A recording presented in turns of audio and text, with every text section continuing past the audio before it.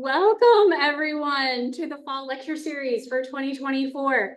I'm Sarah Smith. I'm the Director of Institutional Advancement here at the National Museum of the Great Lakes. Thank you all so much for signing up, showing up in person and over Zoom. We're so pleased to be able to offer this lecture series for free, but please remember you can always give online at nmgl.org/donate or here in person. A quick word about our second wave. Hopefully most of you have heard by now that we are working on a 5,000 square foot expansion to our museum. This will include new permanent exhibits, temporary and traveling exhibits, and a Great Lakes Community Education Center. Updated and increased space for staff, which we're all very excited about. We've had a lot of work going on all summer, and the building's really starting to take shape. So take a look on your way out if you didn't. If you're here in person, and to stay up to date for information about the project, the capital campaign, ongoing construction blog posts, you can visit nmgl.org/thesecondwave. Tonight is the second of our fall lecture series for 2024, sponsored generously by Larry and Karen Bettcher. Don't forget, if you're on Zoom, if you need closed captions, just turn them on with the control bar at the bottom of your screen. If you have any issues with the Zoom portion, please log out and log back in. That seems to fix most problems. If anything were to happen to your feed tonight, please be aware we are taping this evening. We'll have it up on our YouTube channel by Monday. We will send out a link to all registered participants, so you'll receive that in case you have any issues tonight.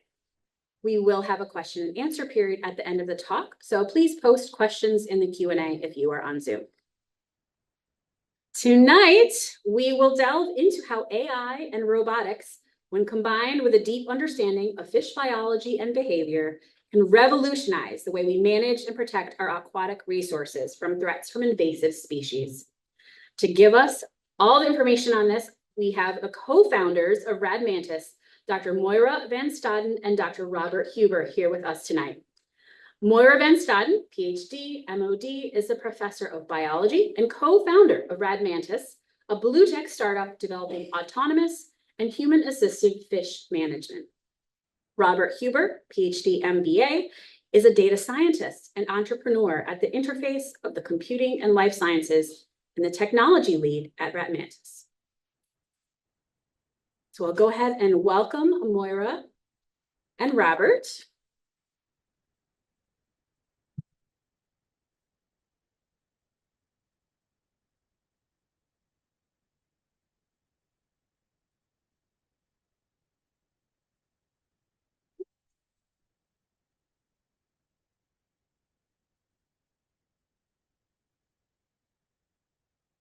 Thank you, Sarah, and thanks also to Kate Fanaski and to Jim Tushman for the invitation to speak to you tonight.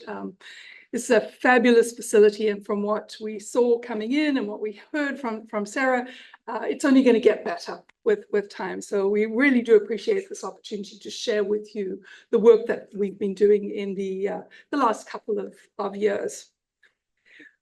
So the image that you see on the screen here is one that I think everyone's familiar with. And some folks may have even seen the very earliest shots that we got of our Earth from space that were taken by the Apollo mission, the early Apollo missions. That was the first time we had seen ourselves from the outside, right? So everybody incorporated this idea that we're on this little floating blue marble in the darkness of space. And so we've got this image in our mind of this overabundance of water. We are the blue planet. Everybody assumes that. Everyone accepts that, right? So we are the blue planet. And we've got that really solidly embedded in our consciousness. Now, this image may be less familiar to you.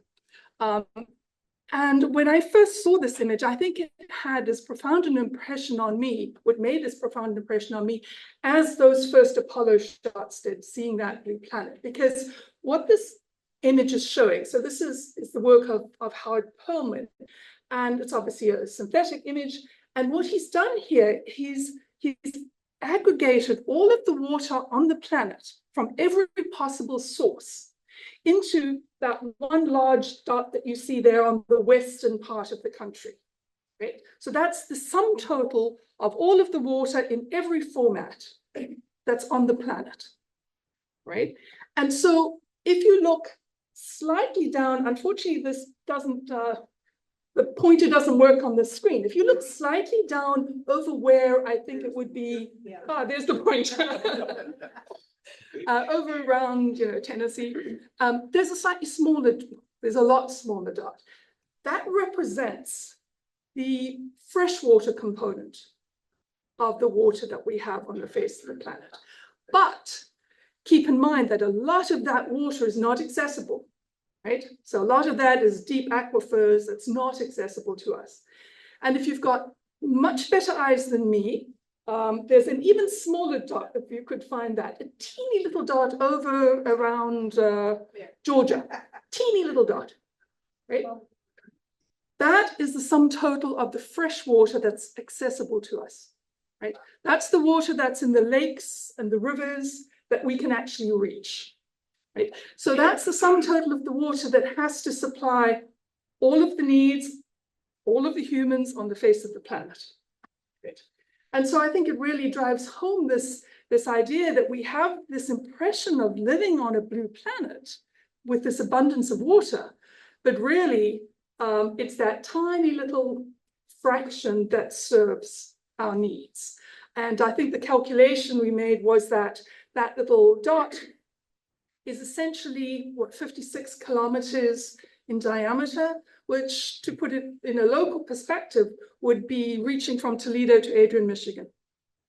So we're not talking a vast amount of space, right? So water is clearly very, very much limited.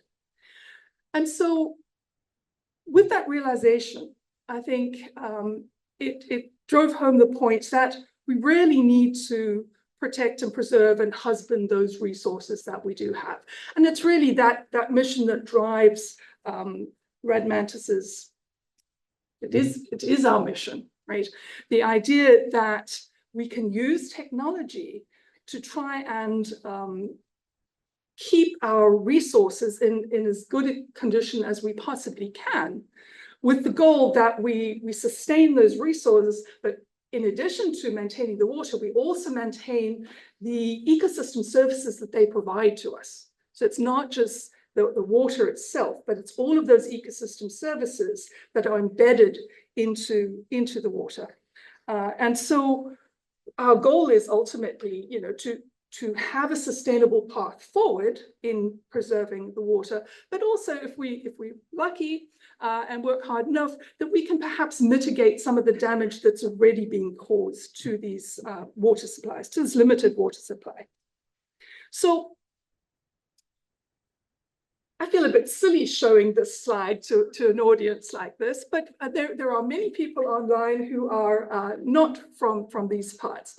So if we focus in on, so from space, taking it down to a level where we can use a satellite, you can see there the Laurentian Great Lakes, right? So from west to east, you've got what? Superior, Michigan, Huron, Erie, Ontario, right? So you've got this collection of Great Lakes that are arguably the single greatest freshwater resource in the world, right? Some in Africa may argue that, but this is the single greatest freshwater resource that we have.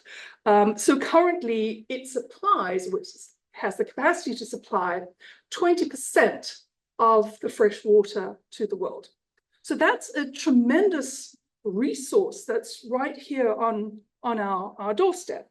And clearly it's a critical resource, right? It has to supply drinking water, it has to supply water for agriculture, for industry, for recreation, for all of the people, the 28 million people who live in and around those Great Lakes. And I guess you can see where we are.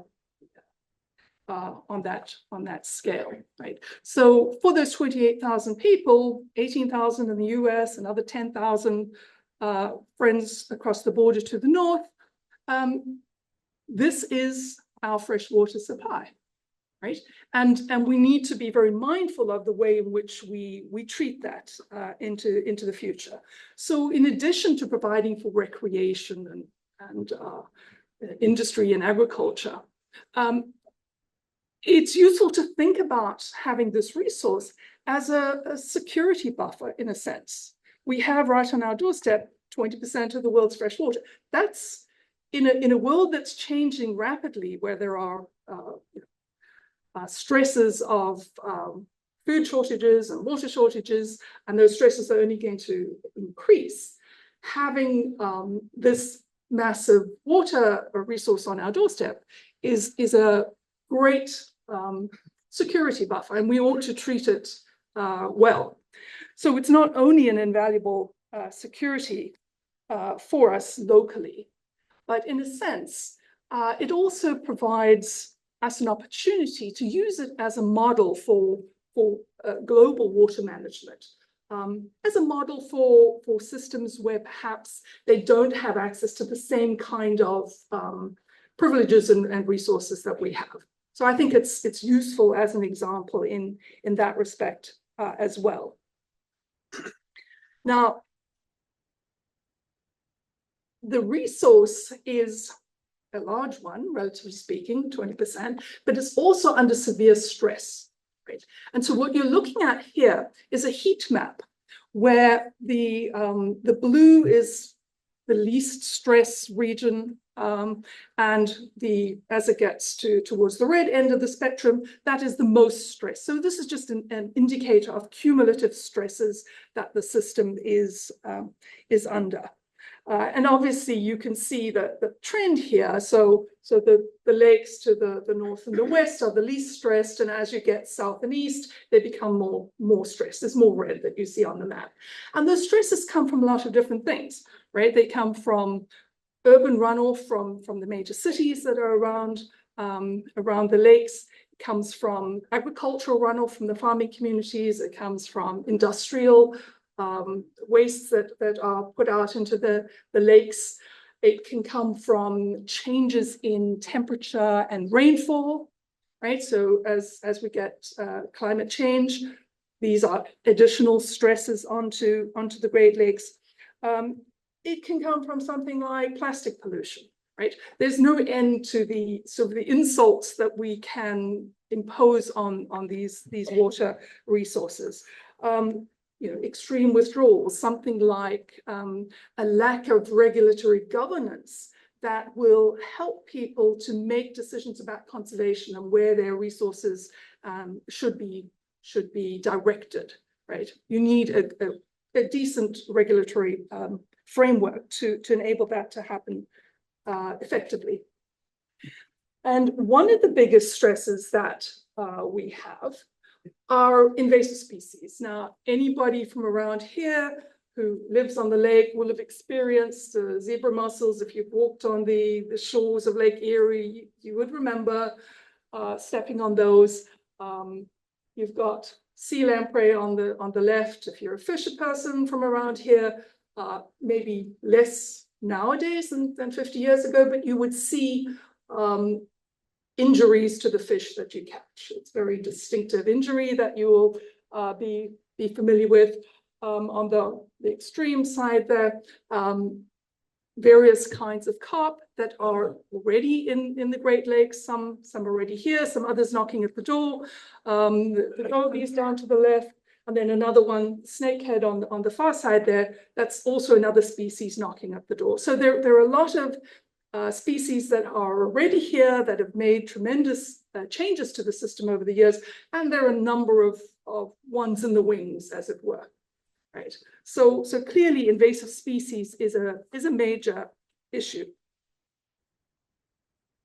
So this is one of the most distinctive and less attractive of the invaders, I have to say.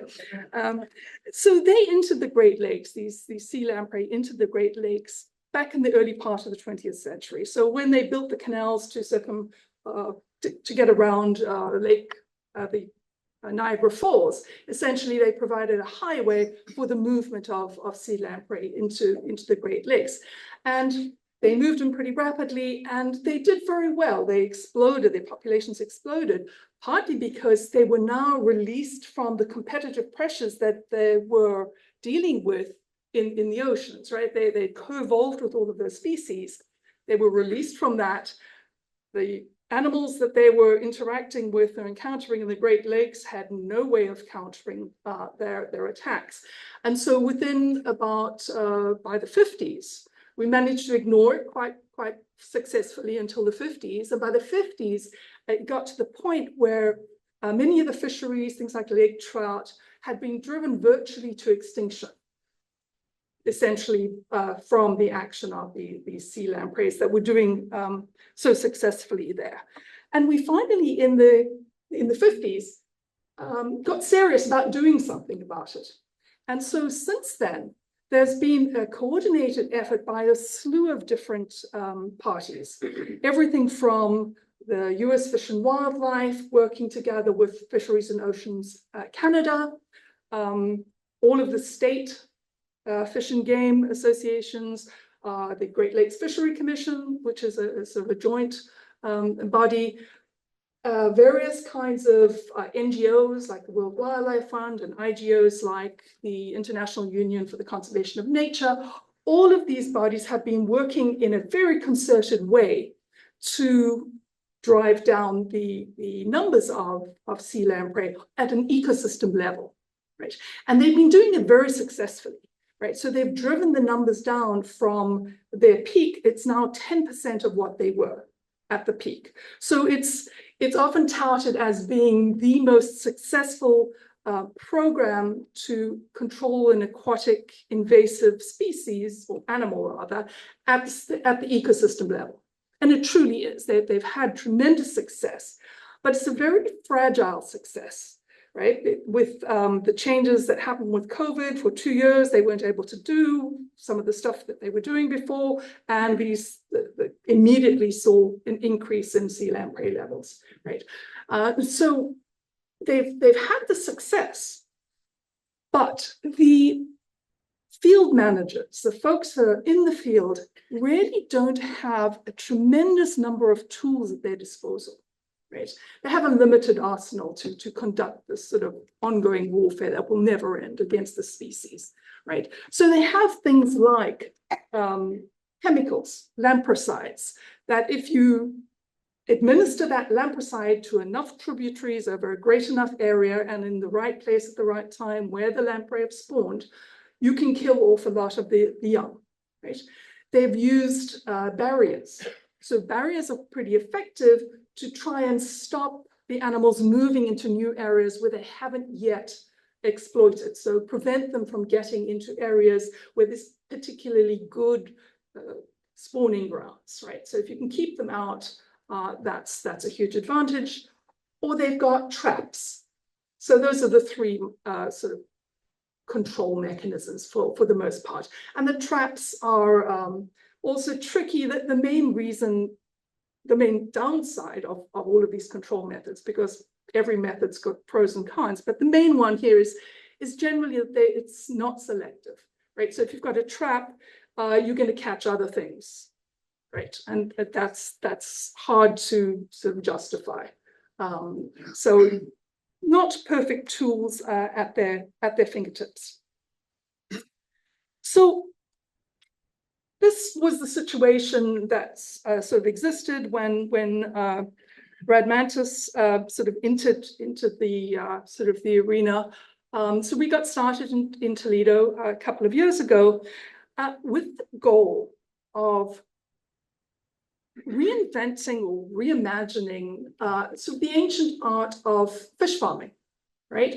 So the idea was to introduce sort of modern high-tech tools like advanced imaging, like artificial intelligence, like industrial automation, and apply those tools to fish farming, which as an origin story is sort of interesting because now I've been telling you all about lamprey and invasive species, but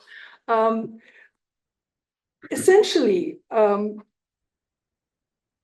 what the team was trying to do was to reimagine fish farming. And the sort of motivation for doing that, or even attempting that, was the fact that we have this massive population growth, right? So there are 8 million people today. By 2050, we're going to have 11 million people. How are we going to feed this increase in population?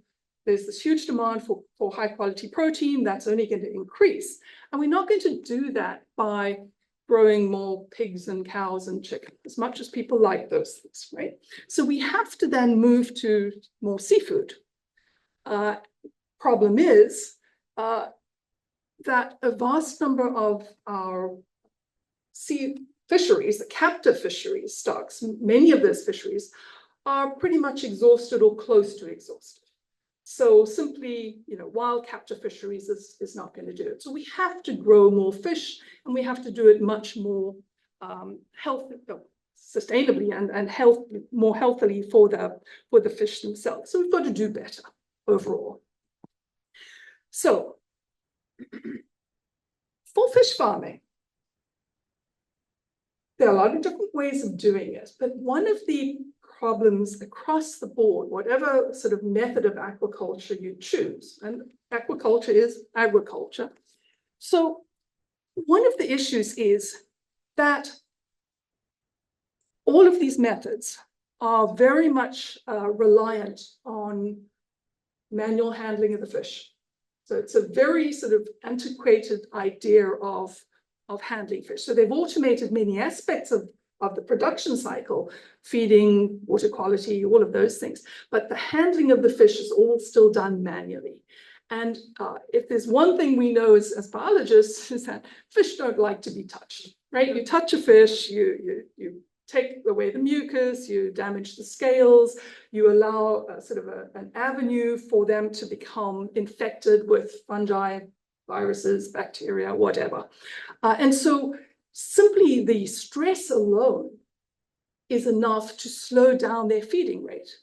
If you're in an agricultural situation or aquacultural situation, you slow their feeding rate, you slow also their food conversion rate, that's not good for a farmer. A farmer wants a quick turnover, right? They don't want to wait.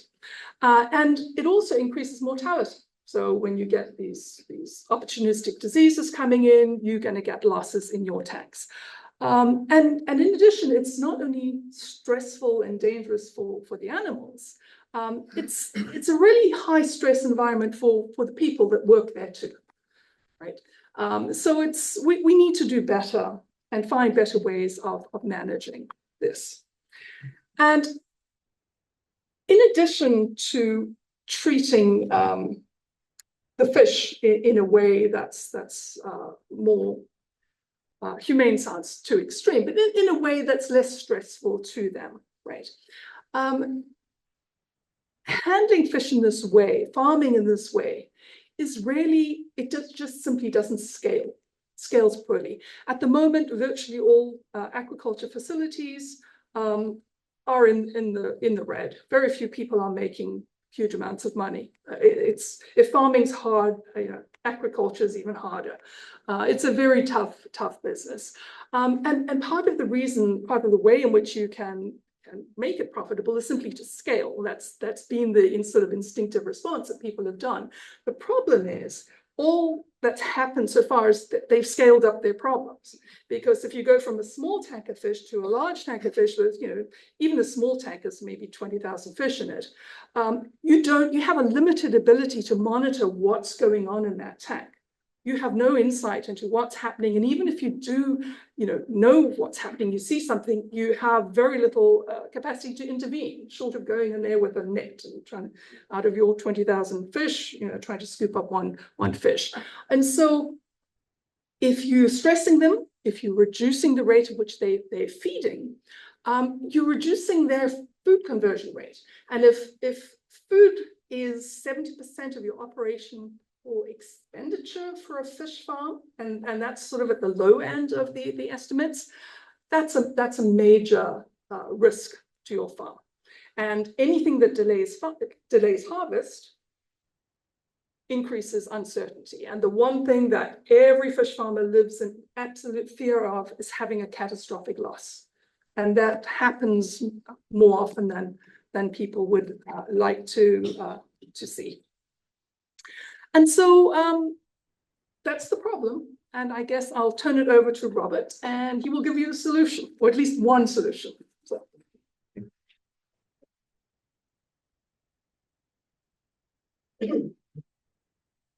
Hello, everyone. Robert Huber. It's a real honor and privilege to be able to share what we're doing with you. I completely concur with Moira's points about the reasons why we started Radmantis. It was really a way for us to gain some relevance. For me, I grew up in Austria as a kid. I saw those Apollo 8 images. I guess I'm dating myself, but it had a huge impact on me. It made me realize that this is a finite world with limited resources, and we got to take good care of it. So it turned me instantly into an environmentalist. I then spent the next 35 years or so the interface of computing, data science, and the life sciences, mostly neuroscience. But one of the things that I've been involved in for the last 20 years or so has been AI. So AI wasn't just invented the last 2 years when ChatGPT came on the market. It's been around for a while. I mean, clearly it's become so much more accessible. But the basic concepts have been around for a while. And actually this year's Nobel Prize for Physics went to the person who really did some groundbreaking work on enabling the basics of AI in the 1980s. So we started really Radmantis with the idea of trying to solve some of the problems that we realized that exist, and whether that is in fish farming, where we would like to identify sick fish, or whether that applies to environmental protection, where we try to identify invasive species. It's ultimately the same thing. And this is the design that we initially invented for fish farming that is now turning out to actually have a second life in the protection of aquatic resources. So the way to picture this device is you have fish swimming in from the left through this red baffle. It's like a glorified minnow trap. The fish can go one way, but they don't find their way back out. In the yellow section, we've got a lighting stage and an AI-based imaging stage that assesses the fish that are swimming through, and we gather different bits of information about it. And based on that information, we can then control in the green section, the sorter module, a gate that will give the fish access to exit A or exit B. So it couldn't really be any simpler in terms of its concept. But it does a lot of things under the hood. So one of the things that we can do is we can, with our inferencing, identify sick fish. And if that one is a fish that our AI system recognizes as not quite being right, we can route it out into a separate exit where a vet can look at them, see whether there is a developing problem or not. In the same way, we can apply exactly the same system to other tasks. One more thing. So when we applied that to fish farming, we found that really there's a lot of traction in that field. One of our early adopting partners is local coho in upstate New York, Auburn, New York. They grow between 500 and 1,000 metric tons of salmon a year. And they are very much specifically interested in getting the highest quality fish and growing those in the healthiest conditions as the best product. But also their motto is, in order to grow the best fish, you have to start with making the best fish company. And they've been very supportive of the efforts that we do. They've been a great partner for us. We've been able to introduce and deploy some of our devices in their facility and can show what it does there. We've got a couple other additional things that have recently emerged in recirculation aquaculture systems. We found some interest in Japan in commercial shrimp farms. And some of the other things, actually, there will be separate slides dedicated to it. But really, because our ultimate strength, our real mojo, is the fact that we can do underwater imaging of a quality that has really gotten us some attention.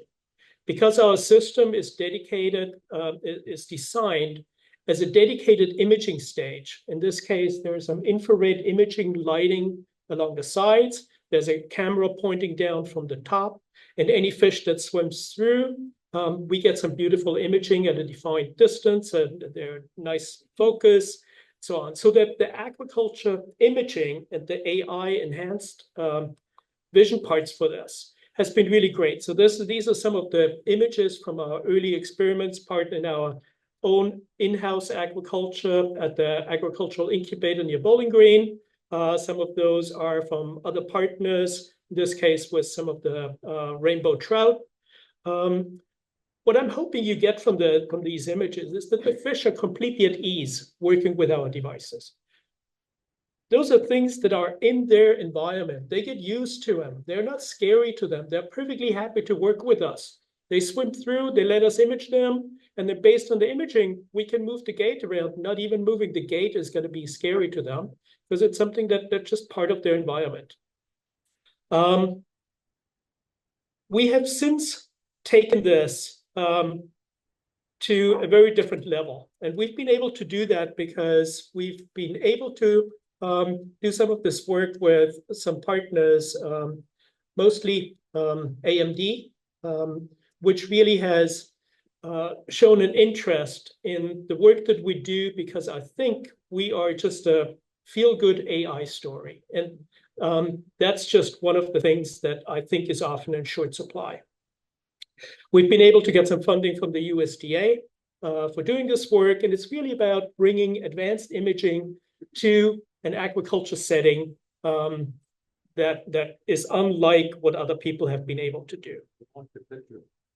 Yeah, so I'm actually going to switch to the next slide. So we've been able to get the Small Business Innovation Research grants from NOAA. We got a phase 1 and a phase 2. We got the phase 1 from USDA. So we've got a nice path towards R&D that has allowed us to de-risk pretty much all the technology that we conceived initially without really bringing in external financing. So we've been able to do all that kind of bootstrapping.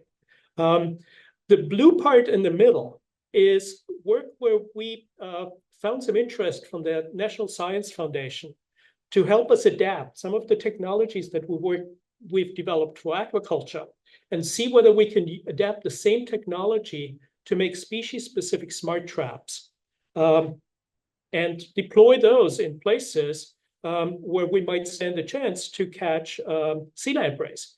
So this is some of the work that we did with the USGS and the Hammond Bay Biological Station in the northern part of the Lower Peninsula of Michigan. This is an artificial stream facility where we've been able to place our traps into the path of sea lampreys. And we could show that actually not just that they are not scared of this, but they actually like this hydrodynamic environment at the entrance of the tubes. They actually seek that out, and they're happy to swim through our devices. So that makes it a very feasible way for us to build species-specific smart traps around that. And that's exactly the process that we're doing right now with the Michigan Department of Natural Resources, some other work with the U.S. Fish and Wildlife Service, and the Fisheries and Oceans Department in Canada. Let's do this. So I'm going to hand this one over to Moira because fashion sense is not my superpower. He can talk about fashion just as well as I can. So the story here is that it's not only turns out not only useful for aquatic organisms, but for organisms that spend at least some of their life in water. And so this is a fairly unusual sort of application. The person that you see in the blue shirt there is actually from, she graduated from UT here, Amy Seaware. She's known as the Python Huntress. And she holds the record for the largest, snake caught by herself. She doesn't use our traps. She just catches them from, leaps from a truck and holds onto them. But the advantage here is that there is a company called Invasive, and what they are doing is they're creating a demand for python skins because they turn them into a high-value material that essentially takes something that's an invasive species and turns it into a high-value product. So they treat the leather, send it off to Italy, it gets made into these beautiful purses that none of us can afford. But it's a use case that is nature positive, right? They were just in Paris Fashion Week. They had Gabriela Hearst use their leather for making shoes and purses and things. So I think this is a really interesting use case because it's one thing to remove invasives, but if in addition we can do something useful with them, whether it's taking carp from the rivers in sort of Indiana, or turning them into pet food or human food, or using green crab on the eastern shores and turning those into a high value product, I think that's certainly something that we should look into. It's not universally accepted. Certainly the IUCN and other bodies, World Wildlife Fund is very much in favor. And I think there is some work to be done on the sort of regulatory side, but I'm just sort of tickled that you can take a python and turn it into something useful, right? So there you go. Thank you. So I think that covered kind of the traditional part of our journey where we got into fish farming and then found that there is a very great application of virtually exactly the same kind of tools by just field deploying them, training the AI to look for something different, but actually recognizing sea lampreys is a lot easier than recognizing sick fish in a fish culture. So in a way, we found a lot of interest in that part of it. And that's kind of our traditional commercial interest. What we keep finding is we are finding now that we are at the point where we've de-risked the basic technology. And for us, it's really now the decision about what are the next steps that we want to do. And clearly, the invasive species angle, the aquaculture is a good angle for us. We want to do that. But we keep discussing and discovering new uses for our technology. One of those is to be able to harvest major amounts of biomass, whether that is invasive carp in the Mississippi or the invasive green crabs all along the East Coast, and repurposing them into fish feed. Would be a wonderful use for that. I don't think it's a market that we would personally get into. If we can find somebody who's interested in doing that, we'd love to partner with them. But that's clearly a direction that I think would be valuable for somebody to do. This is some project that we just got back from the Platte River in close to Sleeping Bear Dunes. They have a yearly migration of coho salmon up the Platte River. And at the lower weir, they are allowing a certain number of salmon to migrate past that. And that is capped by various homeowners associations upstream because they don't want a huge influx of salmon carcasses accumulating in this area. So what we were able to do is actually installing an AI system that just in this case places a virtual finish line onto this. And every time a salmon crosses that line, we just give it a beep. And we can tell the MDNR and the homeowners association not just how many fish there were, but also how large they were. So you can do some projections about the next recruitment cohort and things like that.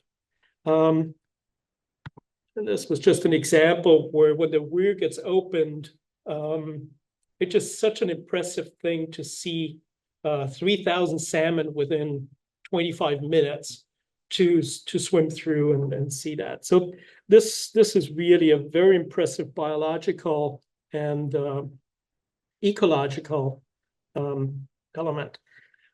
We just finished an agreement with the Yakama Nation on the West Coast and the Columbia River Intertribal Fisheries Commission to help bring some of the technologies that we developed also to the Columbia River and help there with some of the salmon conservation projects that they have. And it's partially assessing how many fish are migrating through, of which species, of which size, to do cohort estimation, but also to start trapping some of the invasives that they have on the West Coast. These include things that eat the salmon on their way back out towards the ocean. And those would be smallmouth bass, largemouth bass, walleye, some of the ones that I think would have been native here, but weren't out there. So that's another really dear project to my heart that we would love to. Okay. So for us, the journey has gotten really quite interesting recently.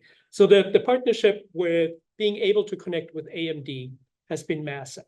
AMD is very much involved in doing incredibly powerful edge computing devices, small computing devices that are incredibly powerful in terms of their AI inferencing abilities and their local abilities to control robotics. So this is actually a picture that came as a little bit of a surprise to us. This is a picture of Victor Pang on the left, president of AMD, who celebrated the work that we do at the last at his annual keynote address at the Semiconductor Conference in San Francisco. Was surprising to us. It was lovely because one of the folks in the audience was an executive from Panasonic, snapped the picture and sent it to me. We are also very excited to work with Mitsubishi Electric on some of the automation parts, basically bringing industrial automation to water scenarios. And in the middle, you recognize Moira, that was from our trip earlier this year, where the US Commerce Department selected 8 startups to join them on their trade delegation to Tokyo, to the Blue Tech Expo. And we were selected, and we were one of the 8 companies that were displaying our innovation at the official US pavilion. And it was absolutely great because the Japanese very much take the seafood serious. We got a lot of really lovely attention where the need for automating and the understanding of why automation for fish farming is useful really was, we didn't have to convince anybody of that. So that was a lovely place. And we actually going back in a couple of weeks to explore some of our joint R&D work with some folks at the Mitsubishi and New Innovation Hub in Yokohama. Probably the last part that is the one that I know the least about because it's so far outside of my natural habitat, but with our underwater imaging, we've attracted some attention from dual-use companies. So we were approached by some folks from Raytheon, and we've been exploring since then about bringing some of the underwater imaging that we do to ways of protecting, for example, to doing port security. And we partnered up with Berkeley Marine Robotics. So this is Sushil Tyagi on the left, the CEO of Berkeley Marine Robotics. He's able to, he's got the patented technology to have drones as swarms communicate with each other and to form this peer-to-peer underwater network that can do information sharing and can hold the shape as they're moving through the environment. So they can inspect the underside of hulls and things like that.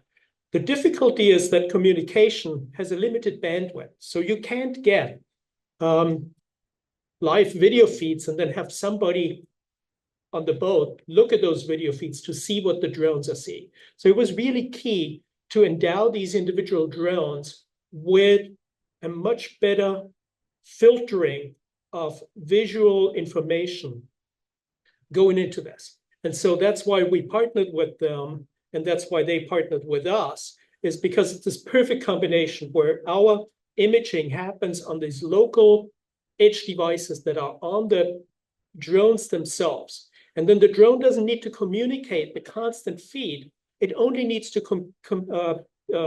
communicate things that are unusual, things that happen to be fitting something about anomaly detection, man-made objects in the natural scene, whatever you want to train it for. They can then communicate, be kind of very selective about what they're communicating, and that kind of bandwidth is very doable. It's an area that we can see has huge commercial value. I'm not sure how we're going to handle that in a way that we can insulate the intellectual feel-good story from the fish and the invasive species with some very different applications. I can see that there's value in both of those, but we'll probably need to think about splitting some of those up. And if anybody has experience with kind of military contracting, we're definitely looking for management help in sorting that to the next level.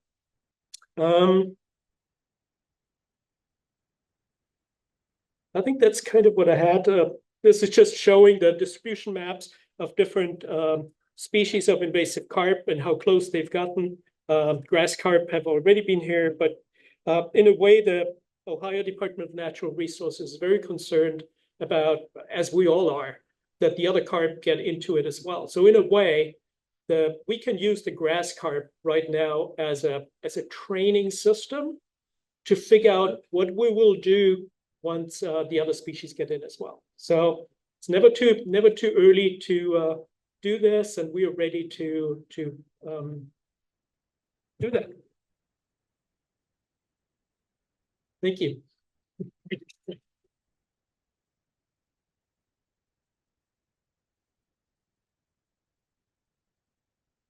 Our speakers will be taking questions. So if anyone has a question, feel free to just raise your hand and shout it out.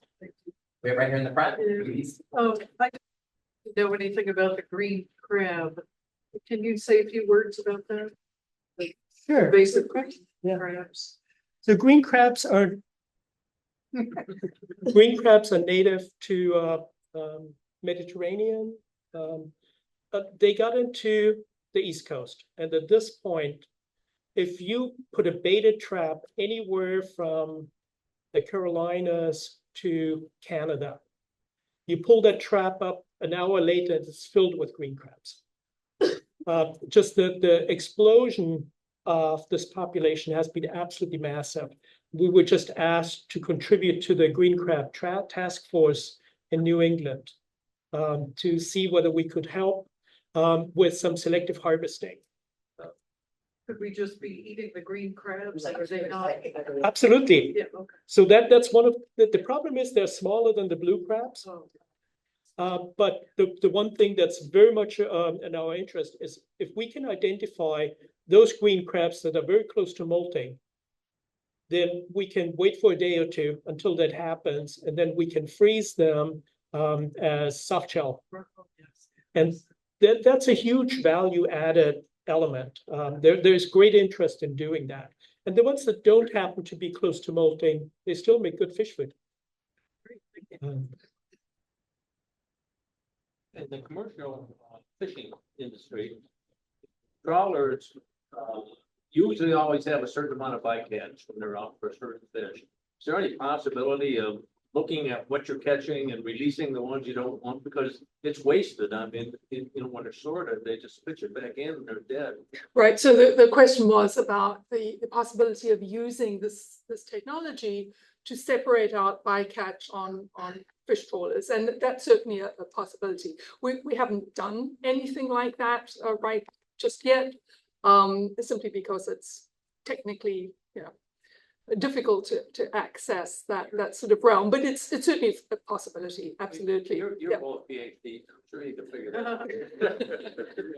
So actually, the other thing that I want to add to this is actually it's a big part of the patent that we've got. It's one of the use cases that we already have the patent on, to include that sorting device in selectivity on trawling nets. We haven't touched it, but the technology is available. We've got it. So if anybody wants to get into that field, love to collaborate. I do know they have something for sea turtles. And Absolutely. That's called. Yep. But thank So you. in an early slide, you showed the tubes of different colors. Mhm. And then it said something about if there's a fish. The net, so I mean, like, how would that work? You hold it in there and then. So the question was, exactly how the colors is just a conceptual diagram, right? Just to illustrate. But essentially, what would happen is that once the animals are directed one direction or the other, you would have some sort of holding pen, or you would, depending on what your purpose is, if you are looking to identify sick individuals that you'd want a vet to come and look at in the morning, you would just put them into a holding pen. Right, so you could attach it to different endpoints. How many of those tube setups would you have? And you're talking about these huge tanks for fish farming, 20,000 fish. How many of these tube setups? So the question is how many, I'd have to repeat this for the folks on Zoom. So question is how many of these devices would you need in a fish farm? It really depends on the size. So if you've got these long raceways, the raceways will tend to have about 5 little whirlpools within. So you'd have 1 or 2 per whirlpool, just depending on the setup. Every fish farm is different, and we can retrofit existing ones. That ideally what we would hope is that in 10 years time, you wouldn't recognize the fish farms, that the fish farms would be designed in such a way that they designed around this sort of device. You wouldn't be retrofitting something. You would rather set up the system to incorporate this naturally into the workflow of the farm. You didn't touch on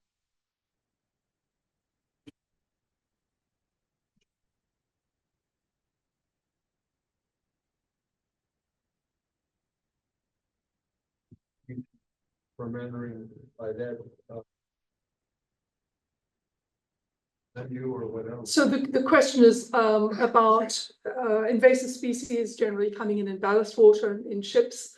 There's been a tremendous amount of work done on that over the years. I think the regulations for that are much stiffer than they used to be. The water needs to be filtered in different ways. They've got sort of physical separation for the most part. There may be some more modern techniques that I'm not familiar with, but certainly the filtration worked pretty well.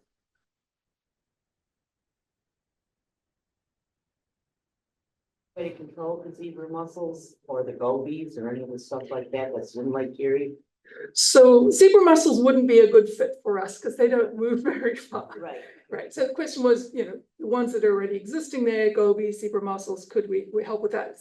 Zebra mussels, no. But any fish, and particularly the more active swimming fishes, we'd be a good fit for.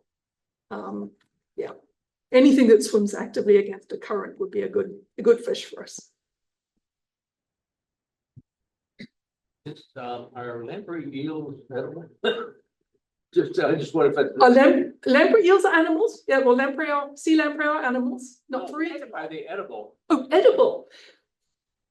Depends who you talk to. Yeah. I was talking to someone at the MDNR, and they said they had tried it. They weren't particularly enamored of them. So but they're certainly considered a great delicacy in many places. So in Europe, lamprey pie has always been one of the great treasures of the cuisine at many places where they exist. They're certainly greatly valued on the West Coast by the Indian tribes.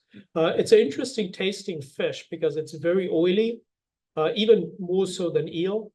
So it's not, you have to kind of smoke it or grill it or something like that.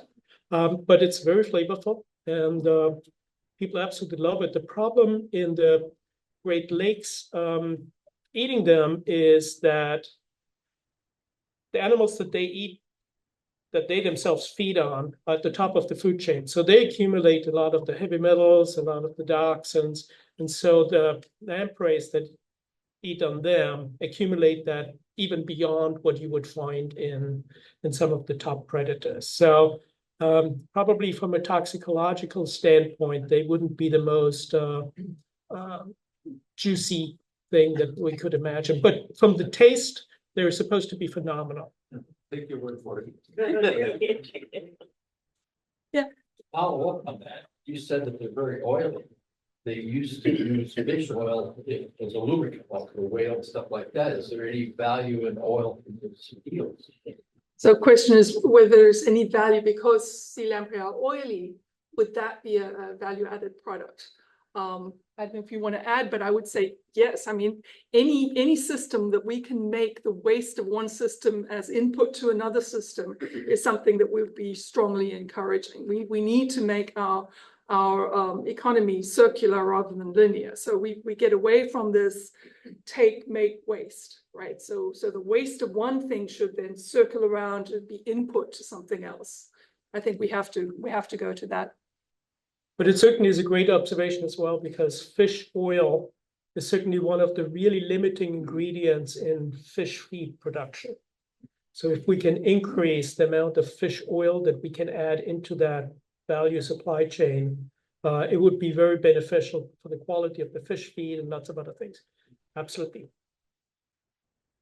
A question on that. Isn't the oil where a lot of these contaminants are stored? So if you're going to feed other animals, it's going to be. Yes, unfortunately, a lot of the things are fat soluble. I was thinking more on the oil, the mechanical aspect, Mm-hmm. because some of that oil has real low temperature, so it'll work in areas. Absolutely. No, there may be some great separation methods to see whether you can optimize the recovery of the good parts and leaving the bad stuff behind. Absolutely. And being able to get a major source of fish oil to add to the fish food supply chain would be a massive change. Absolutely. So how do you connect with these fish food manufacturers or makers? How is that connection made? You've mentioned that several times, but some of the fish that these fish that are where they're not supposed to be could be fish food. So how do you guys make that connection? Right. So the question is how do we make the connection between sort of catching these products and then using them for fish food or anything else? We are not personally doing that ourselves, but it would be great if people who have a need. So, for example, there's an invasive carp consortium out in the Midwest, Indiana, and what they're doing is trying to create a market for invasive carp.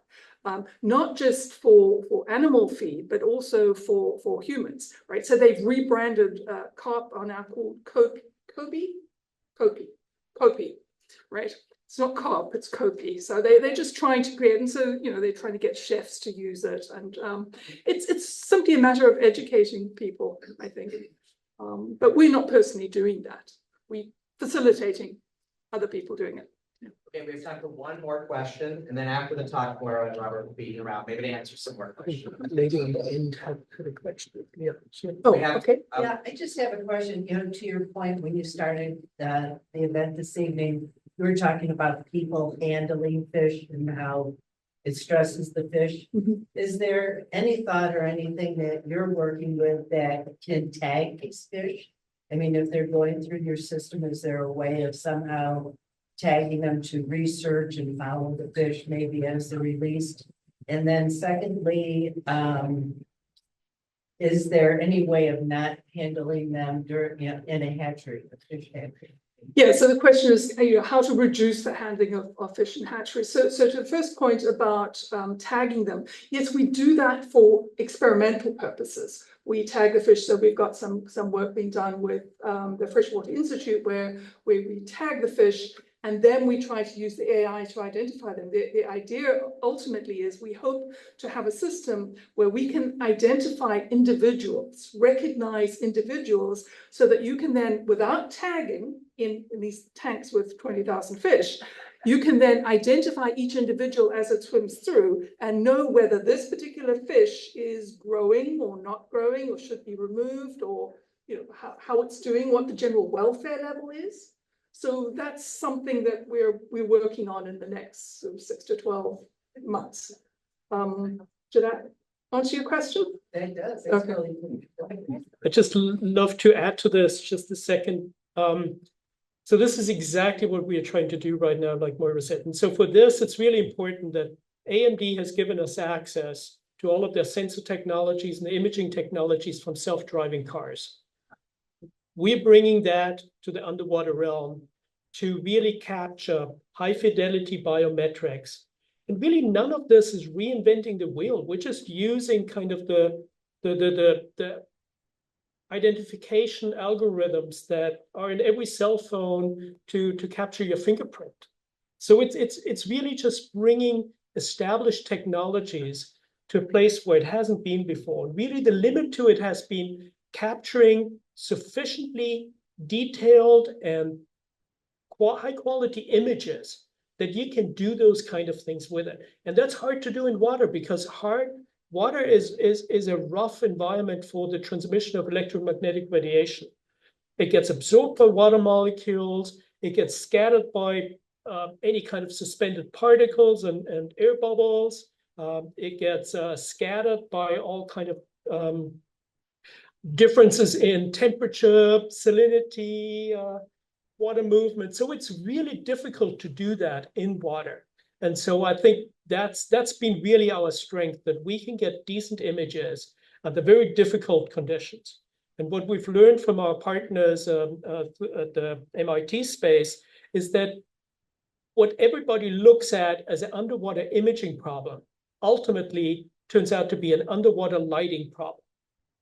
And it's really, you want to avoid taking pictures in the equivalent of a blinding snowstorm where you're lighting the things up that are in between you and the things that you would like to image. So it's really about the placement of the lights. It's about the wavelengths that you use.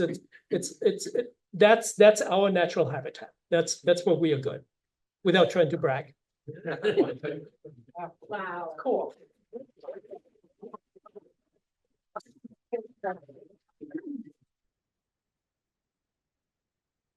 Wow, thank you so much, Moira and Robert. What incredible technology with such a vast, multifaceted types of applications. I mean, from conservation to industry to security. That was fascinating. Thank you so much for your time and being here tonight. I hope all of you on Zoom enjoyed that as much as we did here. And for next month's lecture, we hope you'll return either in person or on Zoom. We'll be sending more information about the availability for that on November 13th. We welcome Tamara Thompson, the state underwater archaeologist for Wisconsin. As we head into the holiday season, she'll share with us about the shipwreck of the Christmas tree ship, one of our favorite stories here at the National Museum of the Great Lakes, the Rouse Simmons, and some of the archaeological work that has taken place on that vessel. So thank you again to Larry and Karen Bettcher for sponsoring our fall lecture series. And please don't forget, if you are not already a member, now is a great time to join. You can join now at nmgl.org/membership. And for more information about that second wave expansion, we keep talking about nmgl.org/the second wave. Thank you to all of you who have been with us tonight. Stay healthy, stay safe, and we'll hopefully see you again next month.